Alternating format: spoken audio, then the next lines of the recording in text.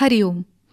गीतार्थाचं विवरण करताना माऊलींनी सुरुवातीला पवित्र ओंकाराचं दीर्घकाळ उच्चारण केलं आणि माऊलींच्या मुखातून ओवी निघाली, ओम नमोज्याद्या वेद प्रतिपाद्या जय जय स्वसंवेद्या आत्मरूपा. जसा भक्कम इमारतीसाठी त्याचा पाया मुळात भक्कम करावा लागतो, तसा धर्माचा म्हणजेच भागवत धर्माचा भक्कम पाया रचताना माऊलींनी ओंकाराचा उच्चार केला आहे. गीता ही साक्षात भगवंतांच्या मुखातून प्रकटल्यामुळे ती वेदरूप आहे, म्हणून आत्यादाराने माऊली ओंकाराला आळवतात. ओंकार हे भगवंताचा आद्य असं नाव आहे. ते सगुणही आहे, निर्गुणही, आणि केवळ स्वतःच स्वतःला जाणण्यास समर्थ असल्यामुळं स्वसंवेद्य म्हणजे आत्मरूपही आहे, म्हणून निर्गुणही होय. भगवंताचं नाव साध्यही आहे आणि साधनही, हा अध्यात्मशास्त्रातला मूलभूत सिद्धांत. ज्ञानेश्वरीसह सर्वच आध्यात्मिक प्रमाणग्रंथांचं प्रयोजन हेच तत्त्व समजावून सांगण्यासाठी आहे. ओंकाराचा शास्त्रशुद्ध उच्चार दीर्घकाळ केला तर संपूर्ण शरीरात विशिष्ट स्पंदन निर्माण झालेली जाणवतात. असा हा ओंकार स्वयंप्रकाशित आहे, विश्वनिर्मितीचं आद्य बीज आहे. ओंकारातील अ हे ब्रह्मतत्व सृष्टीच्या उत्पत्तीचं कारण आहे.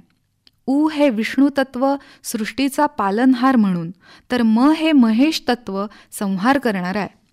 म्हणून लगेचच माऊली या ओंकार तत्वानी परिपूर्ण अशा गणपतीला वंदन करताना म्हणतात, देवा तूची गणेशू सकल मती प्रकाशू म्हणे निवृत्ती दासू अवधारी जोजी. हा गजानन सद्गुरु तत्व देखील आहे बरं.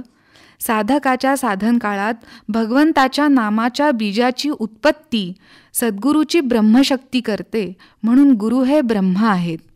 नामस्मरणाच्या बाबतीत मन टाळाटाळ करतं, आळस करतं, तेव्हा सद्गुरूंची पालनशक्ती म्हणजेच विष्णुशक्ती आपली सत्ता साधकाच्या मागे उभी करून नाम स्थिर करते. नामसाधनेच्या भक्तीचं एवलस्स रूप गगनाला भिडावं म्हणून डोळ्यात तेल घालून या शिष्याचं पालन करते, तर भक्तीचं हे रोप निकप वाढावं म्हणून त्या भोवतालचं विषयरूपी तण, दुष्टबुद्धिरूपी तण याचा नायनाट उच्चाटन करून गुरुची रुद्रशक्ती हे काम करते. म्हणून गुरु महेश्वरही आहेत. म्हणून साक्षात परमेश्वर स्वरूप गुरुला, सद्गुरूला गजाननामध्ये पाहून गुरुवंदनेचा श्री गणेशा माऊलींनी निवृत्ती दासू या शब्दात केला आहे. आणि ज्ञानेश्वरीत पुढे ठायी ठायी त्यांचीही गुरुभक्ती उत्कटतेने प्रगटते. माऊली उच्च कोटीचे योगी असले तरी नामधारकही आहेत, म्हणून श्री गजाननाला सद्गुरूला ओंकार रूपात ओळखून शब्दसुमनांनी पूजा करताना त्यांच्या ठायी आत्यंतिक लीन झाल्याने निवृत्ती दासू म्हणवून घेतात. म्हणून गीतेसारख्या महान ग्रंथाचा अंतरंग संपूर्णपणे जाणता यावं यासाठीच ओंकार या पूर्ण भगवंताला माऊली शरण जातात. ओंकार हा सदैव पूर्ण आहे, त्याच्यातून काहीही वजा होऊ शकत नाही. मुक्त हस्ताने कुणाला कितीही दिलं तरी तो कमी होत नाही, असा तो अनुपमेय आहे. सद्गुरूसारखा एवढीच उपमा त्याला देता येते.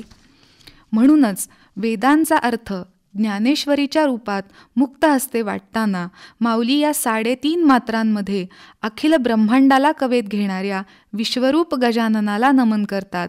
त्याचं विस्तारित चिंतन पुढच्या भागात पाहू. तोपर्यंत रामकृष्ण हरी.